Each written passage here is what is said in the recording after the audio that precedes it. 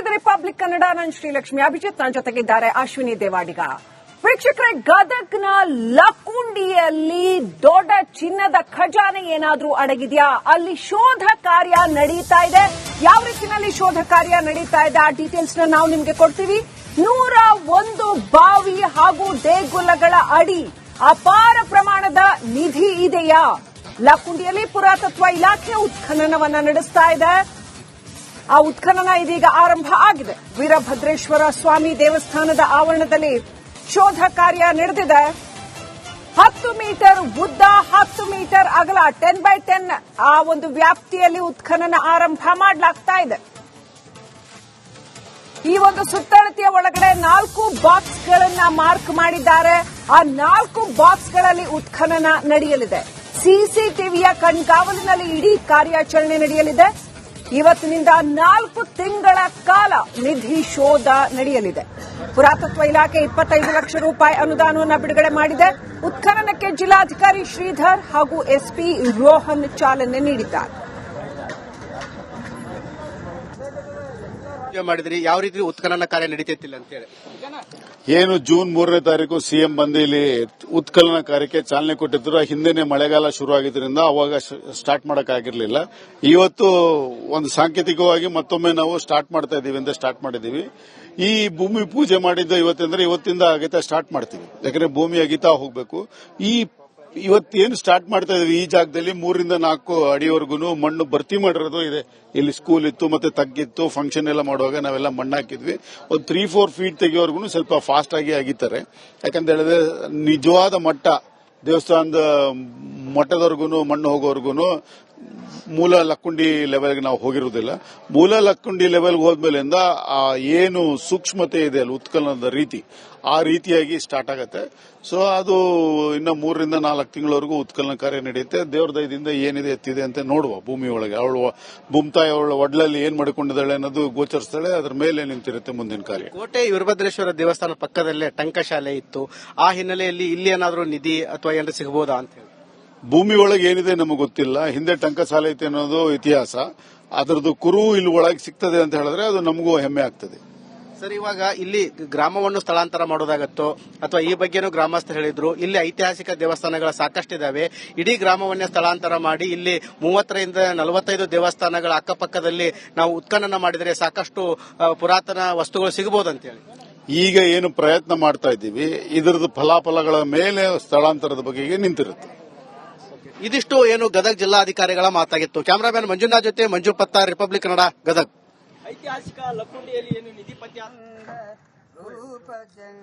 ನಿಧಿ ಶೋಧ ಕಾರ್ಯ ನಡೀತಾ ಇದೆ. ಸುಮಾರು 4 ತಿಂಗಳ ಕಾಲ ಈ ನಿಧಿ ಶೋಧ ನಡೆಯಲಿದೆ. 101 ಬಾವಿ ಹಾಗೂ ದೇಗುಲಗಳ ಅಡಿಯಲ್ಲಿ ನಿಧಿ ಶೋಧಕ್ಕೆ ಪ್ಲಾನ್ ಮಾಡಲಾಗಿದೆ. ಪುರಾತತ್ವ ಇಲಾಖೆ ಈ ಉತ್ಖನನವನ್ನ ಮಾಡ್ತಾ ಇದೆ. 10 ಮೀಟರ್ ಉದ್ದ, 10 ಮೀಟರ್ ಅಗಲದ ಜಾಗದಲ್ಲಿ ಈಗಾಗಲೇ ಮಾರ್ಕ್ ಮಾಡಿ ಉತ್ಖನನವನ್ನ ಆರಂಭ ಮಾಡಿದ್ದಾರೆ. ಇಡೀ ಉತ್ಖನನದ ಪ್ರಕ್ರಿಯೆ ಸಿಸಿಟಿವಿಯ ಕಣ್ಗಾವಲಿನಲ್ಲಿ ನಡೆಯಲಿದೆ. ಇವತ್ತಿನಿಂದ ಶುರುವಾಗುತ್ತೆ. 4 ತಿಂಗಳ ಕಾಲ. ಅದಕ್ಕೋಸ್ಕರ 25 ಲಕ್ಷ ರೂಪಾಯಿ ಅನುದಾನವನ್ನ ಮೀಸಲಿಡಲಾಗಿದೆ ಸದ್ಯಕ್ಕೆ.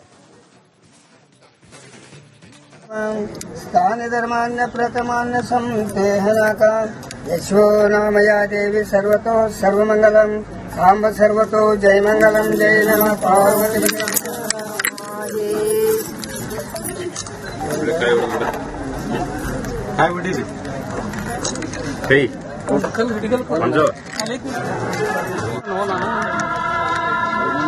ಇನ್ನಷ್ಟು ಅಪ್ಡೇಟ್ ಪಡ್ಕೊಳ್ಳೋಣ. ನಮ್ಮ ಪ್ರತಿನಿಧಿ ಮಂಜು ಪತ್ತಾರ್ ಅಲ್ಲಿ ಸ್ಥಳದಿಂದ ಲೈವ್ ಕನೆಕ್ಟ್ ಆಗಿದ್ದಾರೆ. ಮಂಜು ಪತ್ತಾರ್, ಉತ್ಖನನ ಕಾರ್ಯ ಯಾವ ರೀತಿಯಲ್ಲಿ ನಡೆಯುತ್ತೆ? ಸದ್ಯಕ್ಕೆ ಫಸ್ಟ್ ಮೊದಲ ಹಂತದ ಪ್ಲಾನಿಂಗ್ ಯಾವ ರೀತಿಯಲ್ಲಿ ಇದೆ?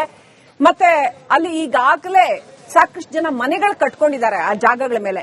ಅವರಿಗೆ ಏನ್ ಮಾಡ್ತಾರಂತೆ? ಅದಕ್ಕೇನಾದ್ರೂ ಪರ್ಯಾಯವಾದ ಪ್ಲಾನ್ಗಳನ್ನ ರೆಡಿ ಮಾಡ್ಕೊಂಡಿದ್ದಾರೆ. ಆಮೇಲೆ ಅದು ಐತಿಹಾಸಿಕವಾದಂತಹ ತಾಣ ಮಂಜು ಪತ್ತಾರ್, ಬಹಳ ಬಹಳ ಪ್ರಮುಖವಾದಂತಹ ಐತಿಹಾಸಿಕ ಪ್ರಾಮುಖ್ಯತೆ ಉಳ್ಳಂತಹ ಒಂದು ತಾಣ. ಸೊ ಅಲ್ಲಿ ಆ ದೇವಾಲಯಗಳನ್ನ ಆಲ್ರೆಡಿ ಏನು ನಿಂತಿರುವಂತಹ ದೇವಾಲಯಗಳನ್ನ ಪ್ರೊಟೆಕ್ಟ್ ಮಾಡೋದಕ್ಕೆ ಕ್ರಮಗಳನ್ನ ಕೈಗೊಳ್ಳಲಾಗ್ತಾ ಇದೆಯಾ? ಹೇಗಿದೆ ಈ ಇಡೀ ನಿಧಿ ಶೋಧದ ಪ್ಲಾನ್? ಹೌದು ಶ್ರೀಲಕ್ಷ್ಮಿ, ಏನಂದ್ರೆ ಗದಗ ತಾಲೂಕಿನ ಐತಿಹಾಸಿಕ ತಾಣವಾದಂತಹ ಲಕ್ಕುಂಡಿ ಗ್ರಾಮದಲ್ಲಿ ನಿಧಿ ಸಿಕ್ಕ ಬೆನ್ನಲ್ಲೇ ಇವಾಗ ಉತ್ಖನನ ಕಾರ್ಯ ಆರಂಭವಾಗ್ತಾ ಇದೆ. ಇವಾಗ ನಾ ಏನು ಈ ಸ್ಥಳದಲ್ಲಿ ನಿಂತುಕೊಂಡಿದ್ದೇನೆ, ಇದೇ ಒಂದು ಪಕ್ಕದಲ್ಲಿರುವಂತಹದ್ದು ಕೋಟೆ ವೀರಭದ್ರೇಶ್ವರ ದೇವಸ್ಥಾನ. ಈ ಒಂದು ದೇವಸ್ಥಾನ ಮುಂಭಾಗದಲ್ಲಿ ಇವಾಗ 10x10 ಅಂದ್ರೆ ಇಲ್ಲಿ ನಾವು ನೋಡ್ತಾ ಇರಬಹುದು, ಈ ರೀತಿ ಚೌಕ ಆಕಾರದ ಇದನ್ನ ಹಾಕಿದ್ದಾರೆ, ಮಾರ್ಕ್ಸ್ ಕೂಡ ಇಲ್ಲಿ ಮಾಡಿದ್ದಾರೆ. ಈ ರೀತಿ ಇಲ್ಲಿ ಇವಾಗ 10x10 ಇದರಲ್ಲಿ ಮಾತ್ರ ಉತ್ಖನನ ನಡೆಯಲಿದೆ. ಸುಮಾರು 30ರಿಂದ 40 ಸಿಬ್ಬಂದಿಗಳು ಈ ಒಂದು ಉತ್ಖನನ ಕಾರ್ಯದಲ್ಲಿ ಭಾಗಿಯಾಗಲಿದ್ದಾರೆ. ಏನು ಇಲ್ಲಿ ಇವಾಗ ರಾಜ್ಯ ಪುರಾತತ್ವ ಇಲಾಖೆ ಅಧಿಕಾರಿಗಳು ಕೂಡ ಇಲ್ಲಿ ಬಂದಿದ್ದಾರೆ. ಇವಾಗ ಗದಗ ಜಿಲ್ಲಾಧಿಕಾರಿಗಳಾದಂತಹ CN ಶ್ರೀಧರ್ ಅವರು ಬಂದು ಇವಾಗ ಭೂಮಿ ಪೂಜೆ ಮಾಡುವ ಮೂಲಕ ಚಾಲನೆ ನೀಡಿದ್ರು.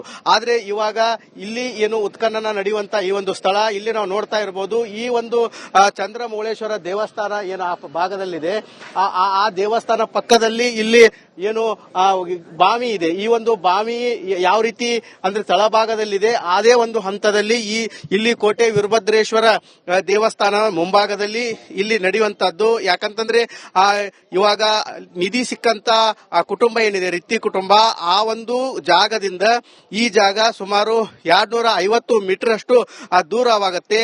ಅದೇ ರೀತಿಯಾಗಿ ಈ ಒಂದು ದೇವಸ್ಥಾನದಲ್ಲಿ ಸುಮಾರು 60ರಿಂದ 70 ಮೀಟರ್ ದೂರದಲ್ಲಿ ಟಂಕಶಾಲೆ ಇತ್ತು. ಆ ಟಂಕಶಾಲೆ ಇರೋದ್ರಿಂದ ಇಲ್ಲಿ ಸಾಕಷ್ಟು ನಿಧಿ ಮತ್ತು ಪುರಾತತ್ವ ವಸ್ತುಗಳು ಸಿಗಬಹುದು ಅಂತ ಹೇಳಿ ಇಲ್ಲಿ ನಾವು ನೋಡ್ತಾ ಇರಬಹುದು. ಈ ಒಂದು ಪುಷ್ಕರಣಿ ಏನಿದೆ, ಈ ಪುಷ್ಕರಣಿಯಿಂದ ನೇರವಾಗಿ ಈ ಒಂದು ದೇವಸ್ಥಾನಕ್ಕೆ ಹೋಗಲು ಇಲ್ಲೊಂದು ರಸ್ತೆ ಇತ್ತು ಎನ್ನುವ ಒಂದು ಕುರುಹುಗಳು ಕೂಡ ಇದ್ದಾವೆ. ಹೀಗಾಗಿ ಈ ಒಂದು ಭಾಗದಲ್ಲಿ ಉತ್ಖನನ ಮಾಡಬೇಕಂತೇಳಿ 2025ರಲ್ಲಿ CM ಸಿದ್ದರಾಮಯ್ಯನವರು ಕೂಡ ಇಲ್ಲಿ ಭೂಮಿ ಪೂಜೆ ಚಾಲನೆ ಮಾಡಿ ಕೊಟ್ಟಿದ್ರು. ಅದೇ ರೀತಿಯಾಗಿ ಇವಾಗ 25 ಲಕ್ಷ ರೂಪಾಯಿ ಅನುದಾನ ಕೂಡ ಬಿಡುಗಡೆ ಆಗಿದೆ. ಹಾಗಾಗಿ ಇವಾಗ ಇಲ್ಲಿ ಉತ್ಖನನ ಕಾರ್ಯ ನಡೀತಾ ಇದೆ. ಇವಾಗ ಜಿಲ್ಲಾಧಿಕಾರಿಗಳು ಮತ್ತು SP ಅವರಾದಂತವರು ಮತ್ತು ಪುರಾತತ್ವ ಇಲಾಖೆ ಅಧಿಕಾರಿಗಳು ಇವಾಗ ಭೂಮಿ ಪೂಜೆಗೆ ಚಾಲನೆ ಕೊಟ್ಟಿದ್ದಾರೆ. ಹೀಗಾಗಿ ಸಾಕಷ್ಟು ಇಲ್ಲಿ ಒಂದು ಉತ್ಖನನ ನಡೆದರೆ ಪುರಾತನ ವಸ್ತುಗಳು, ಚಿನ್ನ, ವೈಡೂರ್ಯ ಸಿಗುತ್ತವೆ ಅನ್ನುವ ಒಂದು ಸಾಕಷ್ಟು ಕುತೂಹಲಕ್ಕೆ ಎಡೆ ಮಾಡಿಕೊಡ್ತಾ ಇದೆ. ಒಂದ್ ಕಡೆ 466 ಗ್ರಾಂ ಚಿನ್ನದ ನಿಧಿ ಸಿಕ್ಕ ಬೆನ್ನಲ್ಲೇ ಇವಾಗ ಉತ್ಖನನ ಕಾರ್ಯ ನಡೀತಾ ಇದೆ. ಇದೇ ಒಂದು ಪ್ರದೇಶದಲ್ಲಿ ಉತ್ಖನನ ಕಾರ್ಯಕ್ಕೆ ಎಲ್ಲ ಸಿದ್ಧತೆಗಳನ್ನು ಕೂಡ ಮಾಡಿಕೊಳ್ಳಲಾಗಿದೆ. ಇವಾಗ ಜಿಲ್ಲಾಧಿಕಾರಿಗಳು ಕೂಡ ಭೂಮಿ ಪೂಜೆ ಮಾಡಿದ್ದಾರೆ. ನಾವೇನ್ ನಿಂತ್ಕೊಂಡಿದ್ದೇವೆ ಇದೇ ಒಂದು ಭಾಗದಲ್ಲಿ 10x10 ನಲ್ಲಿ ಉತ್ಖನನ ಮಾಡಲಿದ್ದಾರೆ.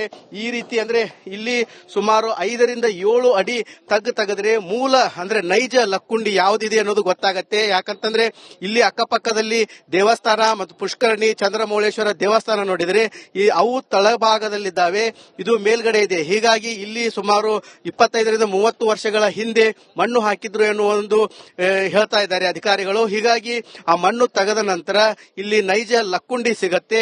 ಆ ಸಮಯದಲ್ಲಿ ಇಲ್ಲಿ ಪುರಾತನ ವಸ್ತುಗಳು ಸಿಗಬಹುದು ಅಂತೇಳಿ ಅಧಿಕಾರಿಗಳು ಕೂಡ ಹೇಳ್ತಾ ಇದ್ದಾರೆ. ಲಕ್ಷ್ಮಿ.